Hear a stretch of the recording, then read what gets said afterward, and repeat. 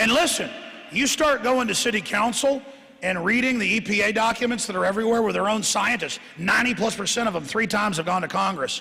They've gotten thousands of signatures of toxicologists, chemists, biologists saying this stuff is deadly poison. It's hundreds of chemicals under the name fluoride. It's devastating. Here's the reports of cancer, bone cancer.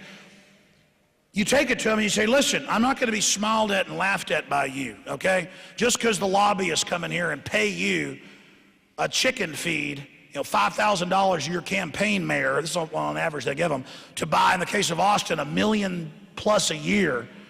Just because they pay you $5,000, you give them $1 million of our dollars to put their toxic waste in our water. I take it real serious that I've got to go through all these precautions not to toxify my son and 2 daughters and my wife and myself. I don't think what you're doing is funny with all the bone problems and all of the early onset of joint disorders directly linked to fluoride. You stop laughing. I'm giving you a public tort, Mayor, right now, that I'm going to sue you for forced medication. I'm going to sue you for racketeering, for money to do this.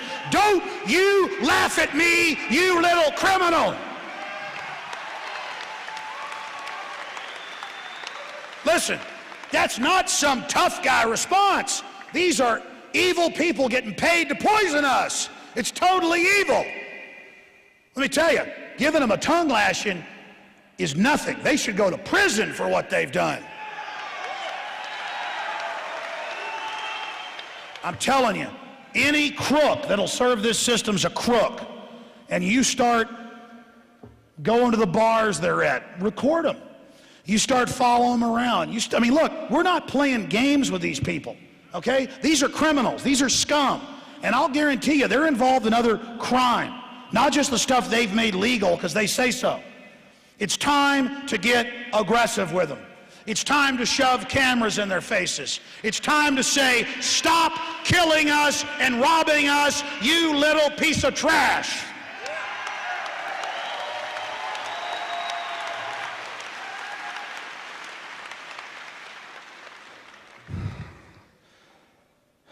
So I've gone over BPA, fluoride. Look at homeschooling. Last number I saw, again, just 12 years ago, they estimated there were 200,000 homeschoolers in this country. And that's the government's own numbers. Guess how many are estimated to be homeschooled or quasi-homeschooled now? They got a lot of homeschool systems where you go like 1 day or 2 days a week, so you can be part of sports teams and stuff, which I think is great, to private schools and systems. Guess how many now are homeschooled in a year? 4 million.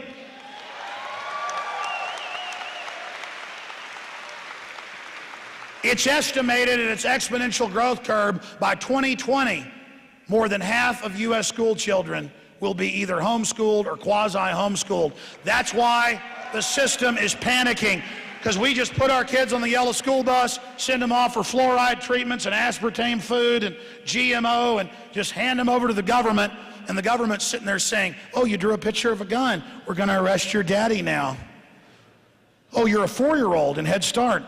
What's the gun? Daddy kills monsters with it. I saw it on TV. You're going to be with the CPS tonight. And of course, we know what they do to children, but we're the good people. And you've got these teachers who just think it's normal. A lot of them, they're well-meaning. They think the state's good. And in America, when somebody draws a picture of the gun, the children go bye-bye to the pot-bellied pedophiles. Yeah, it's sick, and it's time to call them out. Hey, what are you doing taking all these kids when you're 5 times more likely in the Justice Department's own reports to abuse children? And you cover up for what you do. Again, it's time to get in their face. So, California and other states have moved to basically ban homeschooling. More people are pulling their kids out. Quite frankly, it'd be better your child had no education than be in a government training camp. But I know they try to make everybody work so hard, so you got to be at work, both of you, so the state can have your kids. And if they got to be in there, just make it a game about, teach them about authoritarian countries, teach them about Nazi Germany, trying to take over people's kids from them, Soviet Russia, Communist China, Pol Pot's, Khmer Rouge, Cambodia, the list goes on. and explain to your children what's really happening. And that's going on. My children, when they see propaganda now, recognize it because they were taught to recognize it, and they instinctively know to trust me and my wife, not some stranger trying to get involved in my family.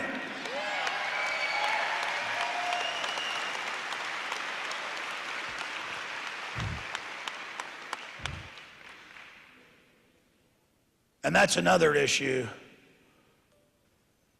that we need to get to, and it's the attempt to inoculate. Record numbers of people are not inoculating their children, and you can debate whether the science of inoculation is useful, and it is. There's no doubt if there was some deadly virus or bacterium that they could probably produce a vaccine that would give you acquired immunity. The problem is the major studies show that even if it was a good, clean vaccine, it begins to reduce your overall immune system in the future, just like antibiotics do. But hey, if you're dying of gangrene, it works great. I'm not saying it's a bad thing.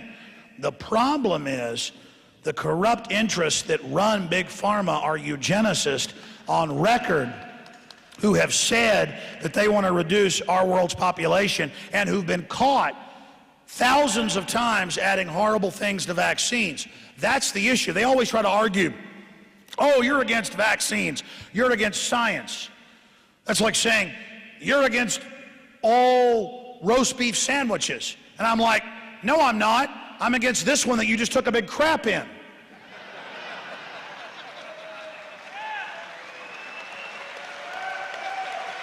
You like that one? Wrote that one on the fly. I know there's some children here I shouldn't be doing. I do more. I'm more myself a little bit when there's not the FCC and everything, but I mean, come on. I mean, the point is, all kids get what I'm saying with that. They're understanding what I'm saying. We could debate vaccines. If there was some deadly plague out there and they had a vaccine that was proven to, help, and it might even have some side effects, let me make the choice. But don't get up on the news and say, people not vaccinating are going to cause you to die who've been vaccinated. Wait, you've been vaccinated?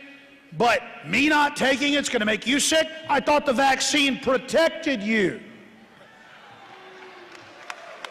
And I've done some digging over the years. Polio, meningitis, the list goes on and on. Measles, mumps, rubella. Do you know what the governments of Europe, the US, you name it, admit? Most of these diseases, including the smallpox, on record, look this up when somebody's pecking at you, telling you should care about your kid, you should give him this. Go look it up. Don't believe me. Most of these vaccines don't protect you, A, from what they say they're protecting. It says it on the insert, like the Gardasil shot. But B, they're the main spreaders of all the things I just mentioned. The number one spreader of measles, mumps, rubella, polio, meningitis, look it up, is vaccine reaction, where it actually gives it to you. Remember in 2002, on the heels of the government anthrax attack, with the super weaponized anthrax on record now, to shut down Congress and pass the Patriot Act, on the heels of that AIM strain directly out of the Army Biological Weapons Lab, on the heels of that, I'm here pulling up the data, on the heels of that, they came out and said, we're going to give all the firemen, all the police, all the military, all the first responders, because it's not just the military we're going to force experimental stuff on now, it's everybody that works for the system. We're going to give you a smallpox shot. And all those people started dying of heart attacks from an autoimmune response, and they had to pull it back because smallpox actually started spreading. And it was in the newspapers, but a footnote. Yeah, down 5 paragraphs. There was small side effects, smallpox is spreading. It's not a big deal. People are dying too. And I read an LA Times article where out of 14 million first responders of one type or another, EMT, police, fire, military, that's what they call first responders now. Out of those first responders, 4% took the smallpox shot. They were ordered to, outside of law. They said, if you want your job, I had police chiefs, fire chiefs on against it. They said in 2002, they said under the Emergency Centers Establishment Act's the new one where they want to forcibly inoculate. That was the Model States Health Emergency Powers Act. Under that, they were telling them, you want your job, take this anthrax shot and this smallpox that are experimental. And the police, firemen, and others fire persons went and did the research and came back and said, you can't order me to take an experimental vaccine. In fact, you can't order me to take any vaccine. And so basically 96% of them didn't take it. Again, how's the New World Order? Yeah, that's a solution right there.